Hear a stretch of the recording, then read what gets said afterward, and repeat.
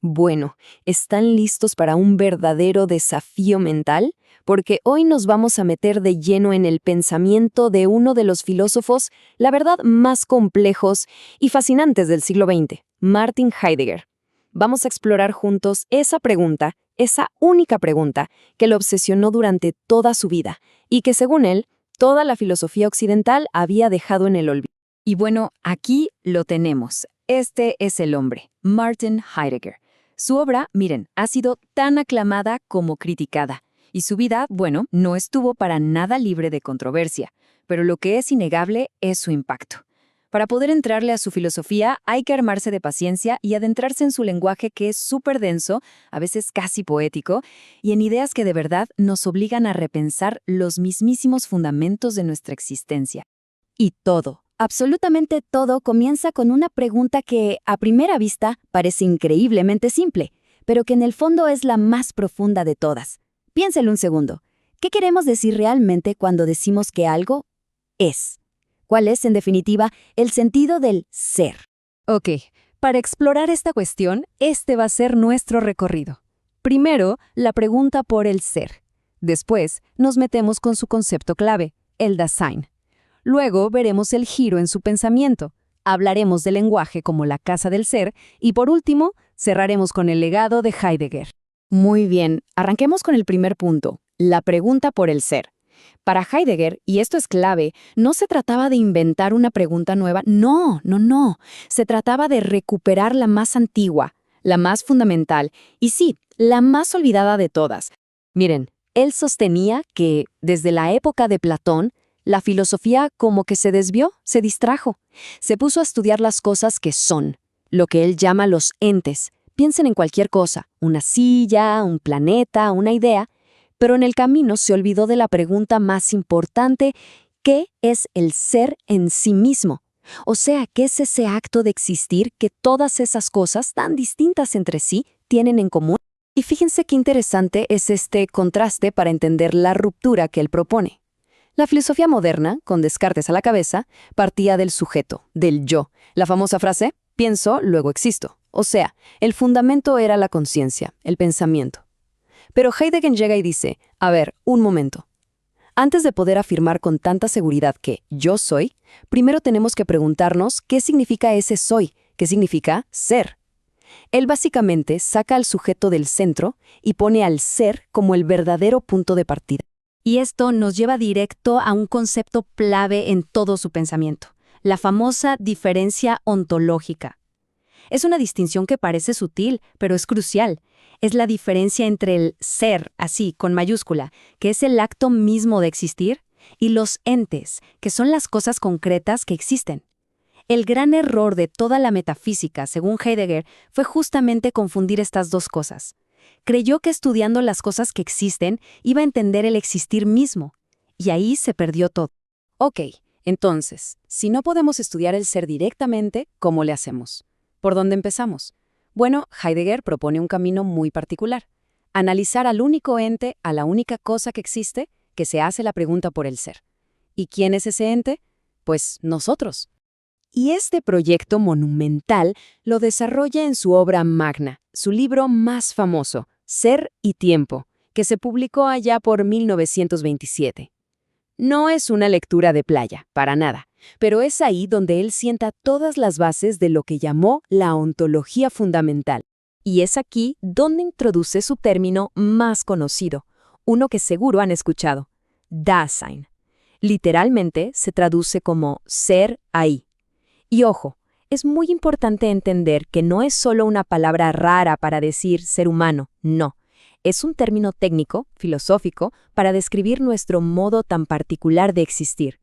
Nosotros somos ese ahí, esa apertura, ese claro en el bosque, por así decirlo, donde el ser se puede manifestar y, sobre todo, donde puede ser cuestionado.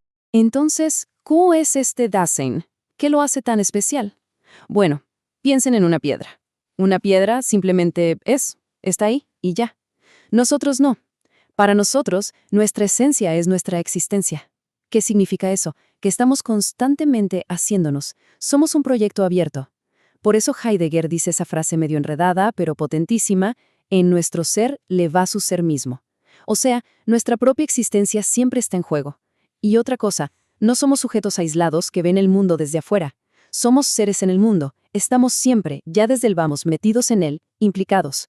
Y la forma en que estamos en ese mundo es a través del cuidado, que es una forma de ocuparnos de las cosas, de relacionarnos con los otros y de hacernos cargo de nuestro propio proyecto de vida. Y hay una frase que captura esta idea de una forma súper poética y profunda. Dice así: llegamos muy tarde para los dioses y muy temprano para el ser. El hombre es su poema comenzado. O sea, somos un proyecto que apenas empieza, inacabado, en una época de pura transición, buscando un sentido que parece que todavía no llega del todo. Pero atención, la historia no termina con Ser y Tiempo. De hecho, la obra quedó inconclusa. Y es que alrededor de los años 30, el pensamiento de Heidegger sufre un cambio importante, lo que se conoce en alemán como Die Kehre, o sea, el giro. Si pusiéramos su trayectoria en una línea de tiempo, se vería más o menos así. Arranca con sus primeros trabajos. Luego llega la bomba que fue Ser y Tiempo, y después, a partir de 1930, viene el giro, que cambia la perspectiva hacia un pensamiento que se enfoca en la historia del ser. A ver, ¿en qué consiste este giro exactamente? Heidegger como que se da cuenta de que, al centrarse tanto en el Dasein, todavía corría el riesgo de poner al ser humano en el centro de todo. Otra vez. Así que decide cambiar la perspectiva. Si antes el Dasein era la puerta de entrada para entender al ser, ahora el protagonista pasa a ser el ser mismo. El foco ahora es ver cómo el ser se ha ido mostrando y también ocultando a lo largo de toda la historia del pensamiento. En resumen, es un movimiento que va del análisis de nuestra existencia a una meditación mucho más amplia sobre la historia del pensamiento, pero vista no como una historia de hombres e ideas, sino como la historia del propio ser. Y esta cita ilustra perfectamente este cambio de actitud. Él escribe: nunca vamos nosotros a los pensamientos. Ellos vienen a nosotros. ¿Se dan cuenta? Ya no se trata de que nosotros como Dasein analicemos activamente el mundo, sino de adoptar una postura mucho más humilde, más receptiva, una especie de escucha atenta a lo que el propio ser y el lenguaje nos quieren decir.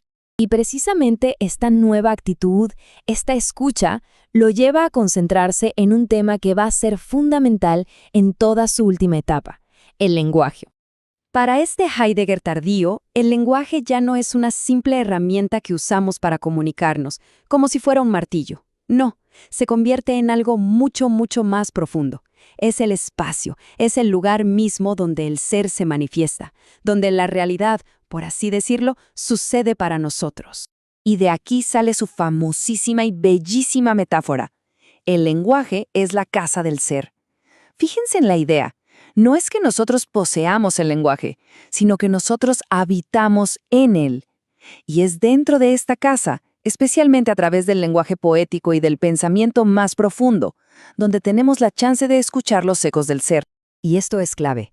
El verdadero pensar para este Heidegger ya no es calcular, no es razonar lógicamente, es prestar atención, es poner atención a cómo las cosas se nos revelan en la palabra.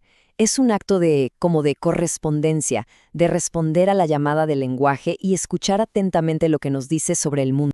Bien, hemos hecho un recorrido bastante intenso, ¿no? Entonces, para ir cerrando, ¿qué nos queda de todo esto? ¿Cuál es el legado de este pensamiento tan denso, pero a la vez tan revolucionario? Pues su impacto es inmenso. Para empezar, logró que la filosofía volviera a hacerse su pregunta más fundamental. Su análisis del Dasein cambió para siempre la forma en que entendemos la existencia humana. Revolucionó campos enteros, como la fenomenología y la hermenéutica. Su influencia se ve por todos lados, en el existencialismo, en la deconstrucción, en la teología, y nos obligó a pensar de formas completamente nuevas sobre la historia, sobre el lenguaje y, muy importante, sobre la tecnología. Y para terminar, me gustaría dejarles una pregunta que nos lanza su filosofía. Una pregunta que resuena muchísimo hoy en día. En esta era tecnológica en la que vivimos, donde todo parece definirse por su utilidad, por su función, por para qué sirve, donde todo se vuelve un recurso, ¿qué espacio nos queda para la pregunta por el ser? ¿Será que hemos caído, una vez más, en el olvido de la pregunta más fundamental? Ahí se las dejo, una cuestión para seguir pensando.